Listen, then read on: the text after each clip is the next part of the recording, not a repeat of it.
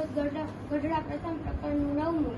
સ્વામિનારાયણ હરે સંવત 1876 માગસર સુધી રાજસિંહ દિવસ શ્રીજી મહારાજ શ્રી ગઢડા મધ્ય દાદા ખાચરના દરબારમાં વિરાજમાન હતા અને સર્વશ્રેષ્ઠ વસ્ત્ર ધારણ કર્યા હતા અને પોતાના મુખારવીની આગળ મુનિ તથા દેશ દેશના હરિભક્તની સભા ભરાઈને બેઠી હતી। પછી શ્રીજી મહારાજ બોલ્યા, જે શ્રી કૃષ્ણ ભગવાનનો પ્રત્યક્ષપણે નિશ્ચય કર્યો હોય અને તેની ભક્તિ કરતો હોય અને તેના દર્શન કરતો હોય તો પણ જે પોતાને પૂર્ણ કામ ન માને અને અંતકરણના ન્યૂનતા વર્તે, જે ગોલોક વૈકુંઠાદિક ધામને વિશે જે અને આ ભગવાનનું તેજોમય રૂપ છે તે મને જ્યાં સુધી દેખાયું નથી ત્યાં સુધી મારું પરિપૂર્ણ કલ્યાણ થયું નથી। એવું જેને અજ્ઞાન હોય તેના મુક્તિ તો ભગવાનની વાત પણ ન સાંભળવી અને જે પ્રત્યક્ષ ભગવાનને વિશે દ્રઢ નિષ્ઠા રાખે છે અને દર્શન કરીને જ પોતાને પરિપૂર્ણ માને છે અને બીજું કાંઈ ઈચ્છતો નથી, તેને તો ભગવાન બળાત્કારે પોતાના ધામને વિશે જે પોતાના ઐશ્વર્ય છે